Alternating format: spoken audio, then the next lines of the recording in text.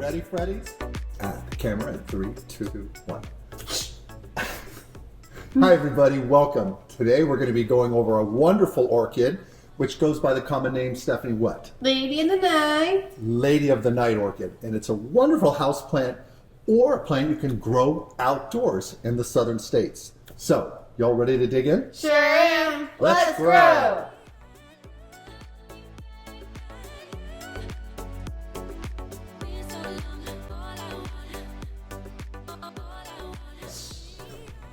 The Lady of the Night orchid goes by the botanical name Brassovola nodosa, and she's a wonderful house plant.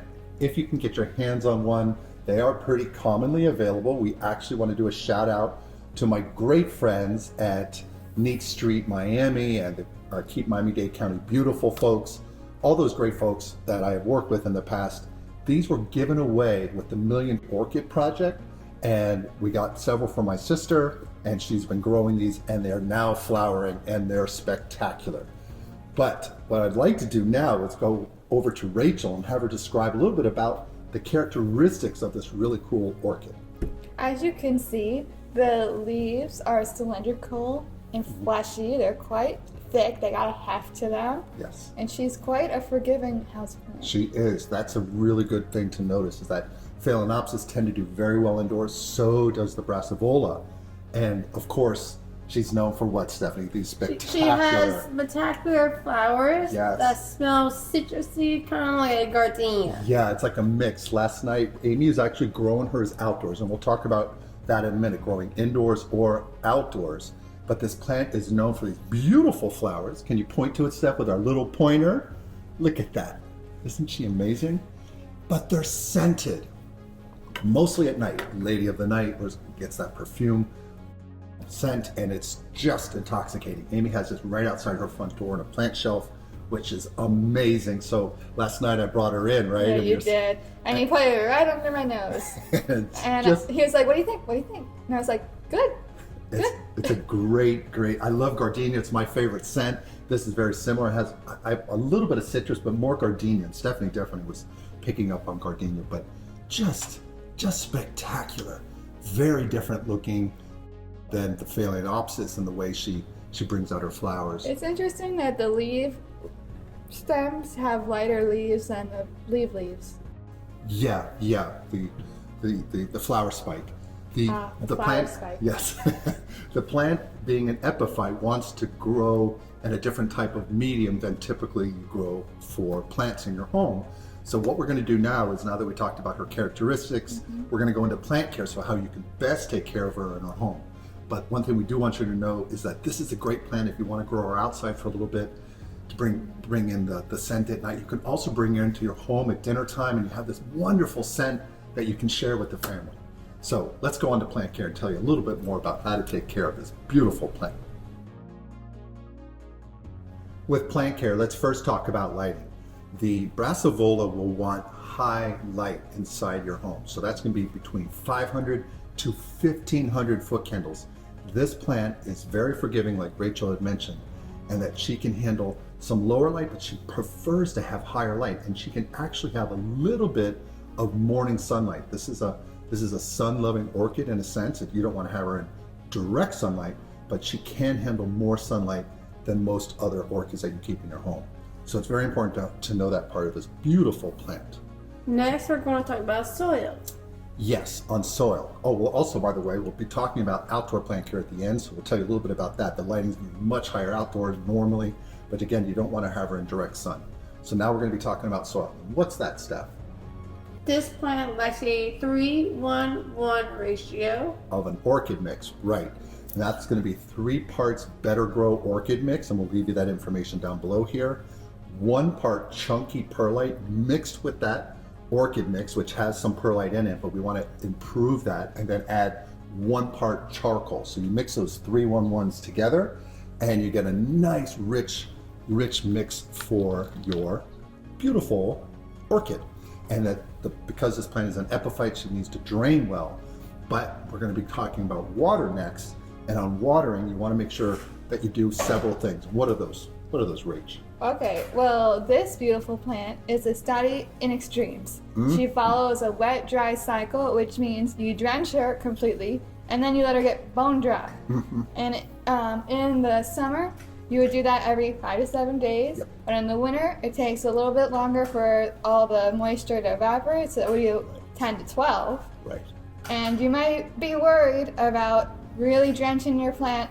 Go for it. Yeah. She wants that. She wants that. She wants to be like soaked down. She's drought tolerant. Yeah, and then she can also dry out too. And because these fleshy leaves that Rachel mentioned, she stores water in here, so that this plant is forgiving. And that's going back to that resiliency thing that we're talking about with this orchid. God, this one here is so cute, you guys. Ooh, adorable plant.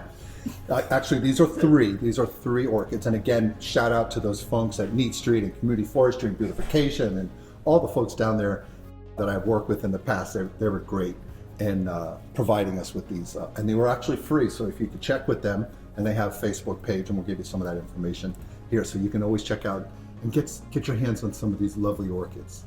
So now that we talked about watering, we're going to talk about fertilizer, right? Fertilizer. Yes. They follow a 20. 20 Right. diluted at half strain. Right, so that makes it a 10-10-10. Yes. Why bother saying 20-20-20? Because you get more bang for your buck. So with Okay. the 20-20-20, you can buy this package, and then if you split it into half strength, you're going to get more of that fertilizer you can use throughout the year. And you want to add that weekly if you can, but you don't have to. Again, this is very forgiving. You can go up to a month in the growing season. So we mentioned that from like April through September, that's when you can add some of that weak diluted fertilizer. The main thing is we'd rather you do go very low on fertilizer than over fertilize. You don't need to do that with this orchid. And now we're talking about pests. So I always have to deal with the ugly things. I thought it was my turn. Oh, No, yeah. temperature. Yes. You're right, Rach. Forgotten. We forgot one for you, but Rachel's going to bring us in on Temperature. and humidity. Okay, so this girl likes the heat. 65 to 85 degrees Fahrenheit is her chill zone. Not the chill. And she's cool with around 50 to 70% humidity. Yeah, and so those are actually some wide ranges on the humidity, but home will be below 50. So you can add a pebble tray beneath your orchid, or you can do other means of grouping other orchids or plants together to increase that localized humidity for the orchid. But it is a guide. She can go around those ranges and still do fine even under the 50. So that's the main thing we wanted to note with that. And now we're going to talk about what? Pests. Doesn't have many. That's a good thing about this orchid. Doesn't have many pests. And she's going to give you lots of these flowers throughout the year. We're in the latter part of the year right now filming this, and she's flowering. So you can see her produce more and more. It's not going to be all the time. It's going to be sporadic, but when she does, it's just stunning. So beautiful. And now that we talked about that full scope of plant care for indoor care, let me tell you a little about outdoor care. You can attach her to a tree. You can attach her to the north side or an east side, get some of that morning sun on a palm or a tree. Or you can put it on a plant shelf.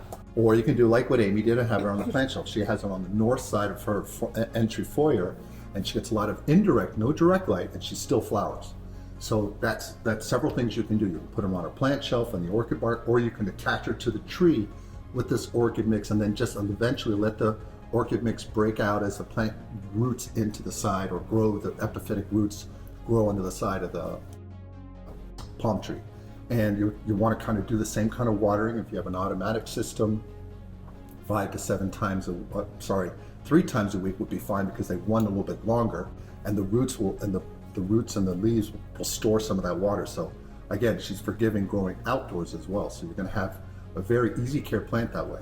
Do the fertilizer, you can spray it or add it to her the same way we mentioned with the indoor, but maybe do 20-20-20 in the middle of the grow season, because that's when she's going to really put out some new growth, and that's when she's going to need the energy. So instead of diluting it like in August and September, then you could go to that 20-20-20.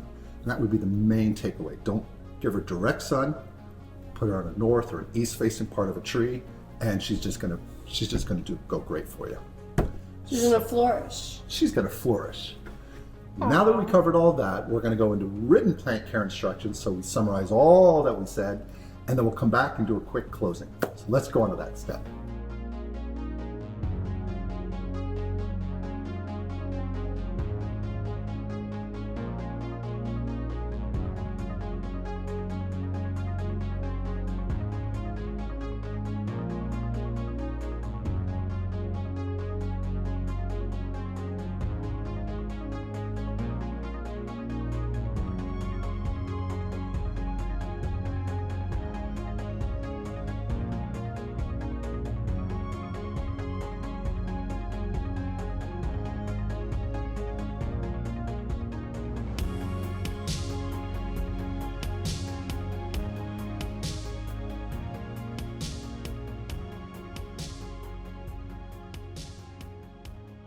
We appreciate it if you help us grow our channel by liking and subscribing. Yes, thank you. We really do appreciate that. We've noticed that a lot of people stop by on our channel, but they haven't converted to subscribing, and we want to get this out to as many people as possible. So we really appreciate it if you smash the like button and you subscribe to our channel. It really does help. We also have a merch store Check out our merch. Yes, we for have all them. the orchid lovers. Yes, for all the orchid lovers. As you know, that is our one of our logos on our channel, our main logo, and we also have the bird of paradise. So for all of us here at Let's Grow, we really want to thank you for stopping by, and until the next video. Bye. Oops. Wait, do it again. I love that sound. It's a lifesaver. Oh, okay. This way? Because I'll bonk you when I do Let's Grow. Oh. Where did the stick? No. Where did the hand go? Oh. Came up. Shoot.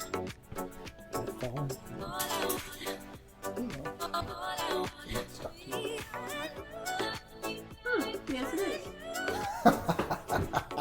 That's on film! At least it wasn't me. It wasn't you this time. Please remember to like, subscribe, and hit the notification bell. And tell your friends and family. We post videos weekly. Thanks.